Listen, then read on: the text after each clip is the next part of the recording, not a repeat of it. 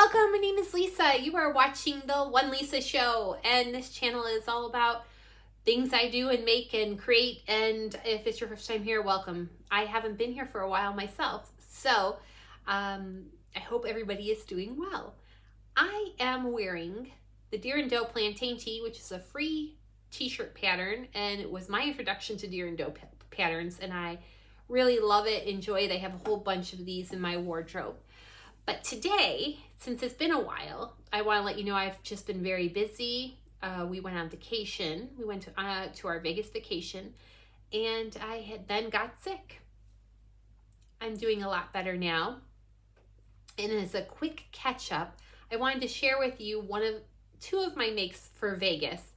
I had two makes for Vegas. It's the same pattern, and that's what I want to talk about today. It's the chalk and notch fringe dress. It was a new to me pattern, although I know it's been around for a while, and it's very popular, and I kind of got hooked on looking at everybody's makes on Instagram. So I purchased the pattern. In the US, it's $18 for the PDF version, which does come with a copy shop file, and that's what I used to print it up. I did not do the print at home. I kind of give it to Big Daddy, my boyfriend, and he then prints it up for me at work in nice big sheets, and everybody's happy, and I'm not using up all the papers in the house. Chalk and notch fringe dress is, I'm going to put a couple of pop-ups here, but it is a dress and a blouse, and there are two variations. There's a button down at the top, and then there's also a notched collar, a keyhole cutout. I made the view with the keyhole cutout, and I made it twice. I really like it. The muslin didn't turn out as great as I would have hoped for, but it was still workable. It does have a dipped curved hem, which is really nice, a gathered skirt at the bodice, and then there are two versions of the sleeves. These are grown on sleeves, but then there's like a cuff, and then there's also a short cuff. There's a long cuff and a short cuff. It's a really cute pattern. I'm going to put a bunch of stuff on the screen here so you can see everything. It's got a nice generous sizing. It goes from size 0 to 20. And if you're wondering what size 0 to 20 is, that is a 32 to 58 bust. The best part about this is it does have two cup sizes. So there's an AB cup and a CD cup. And I think, I don't even remember what I made. I think I made the 16 or the 18, but I did the larger cup. The larger cup has bust starts right at your bust, and all versions have bodice starts. In terms of the hip, it fits a 35 to a 59 inch hip. Let me show you my makes. I have a picture of me wearing the nicer one. This was my toile. My wearable muslin. It does have ties at the waist, which I did put on both versions. Here is the cutout. And then it does have a facing. I didn't quite care for some of the directions to this, and I did watch a couple of sew-alongs, and this version I turned under my facing, and then I stitched it down with a decorative stitch along the way. And it works okay. It's a plain viscose challis from Minerva.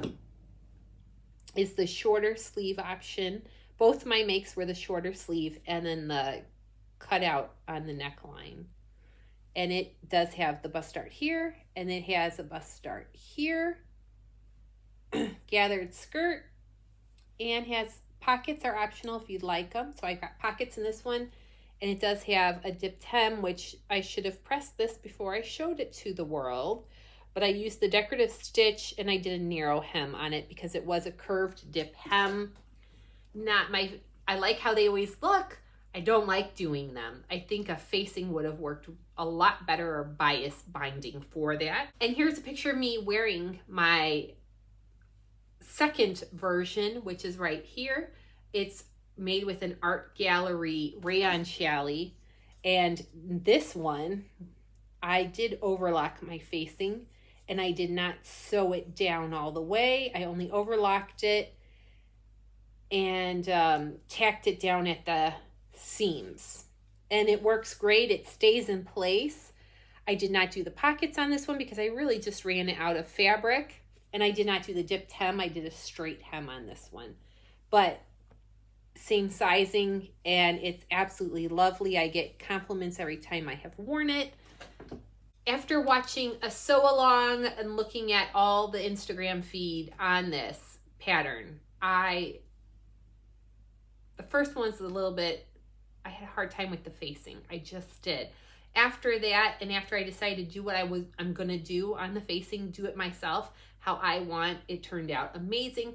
I love this dress. This is now one of my favorite dresses, and I think I would say it's a top tier dress to wear during summer, especially if you can do like a rayon challis or a nice woven fabric that's very breathable and is drapey. It looks great. I've gotten compliments on it. I wore this dress in Vegas the evening that I ate at the Gordon Ramsay steak inside Paris restaurant. It was a fabulous meal. I was casual yet comfy, and I gotta tell you, the drink I got was delightful. It was like a apple gin, like a gin and tonic, but with apple. It was so good, and I'm not usually a gin fan, but this was just amazing. And then the dessert was his famous sticky toffee pudding.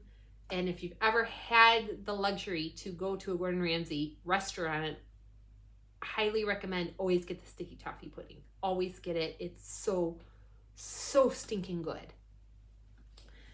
But anyway, this was my favorite make for the trip. I did, for our Vegas trip, it was almost all me made. My socks were not me mades. They were super comfy cotton socks from the store.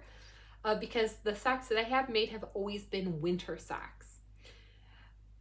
I will say the other non-me mades, a pair of Levi's jeans, and I only packed those, and those are my only jeans, was one pair of Levi's, tried and true, you can wear them for days in a row, and a pair of like little beige colored shorts, like biker shorts to wear under my dresses.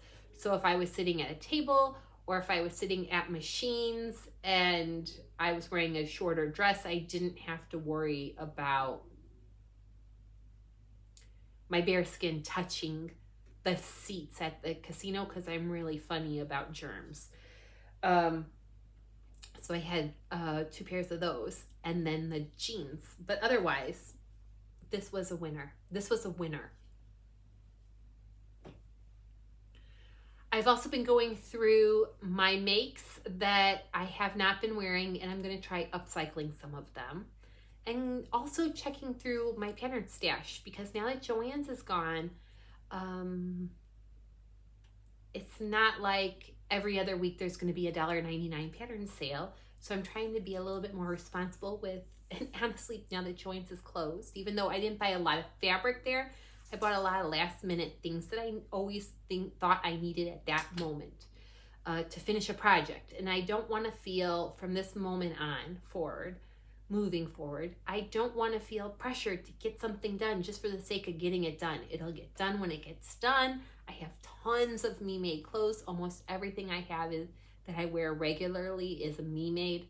So I want to be able to take a step back and focus on being more happy and satisfied with my sewing and improving my sewing skills. That's Penny. What? Penny's a little scared of my setup today, but she definitely wants everybody to know she's here, and she says hi. I promised her a walk when I get done, so I'm not going to take up too much time. But anyway, I'm going through my clothes, my me-mades, and I'm looking at things that I haven't been wearing for whatever reason. And there is a dress, a McCall's dress. I think it's $79.48. I will put a picture of it. I made that dress and did a collaboration with Zelda Sews, and it's a cute dress, but my boyfriend told me it looked like the Moo Homer Simpson wore in one of the episodes of The Simpsons, and I can't take that visual away, so I have not worn that dress since he said that. Even though he didn't say I look like Homer Simpson in a muumuu, he said the dress looked like the muumuu Homer Simpson wore, and that's all it took. And I haven't worn it, even though it's a cute dress, and I thought it looked good on me. Very voluminous. I think in retrospect, doing it in a nice drapey fabric instead of a quilting cotton, it probably would lay different. But anyway, I digress. That dress has a lot of gathers in it and a lot of layers and tiers. And so I am going to work on upcycling that into something else, maybe a tiered skirt. And that's my thoughts on that. That would be something I'd like to do this week. Also, I am going through all of my scraps, my scrap bins for my apparel scraps. So I have all different sizes, smalls, bigs, mediums, quarter yard, half yard scraps of apparel fabrics. They're mostly woven because my knits usually go to panties and bras. But the woven apparel fabrics, I have lots of scraps. I'm going to pack a whole box. So if anybody is interested, go to the community tab and look at my posts.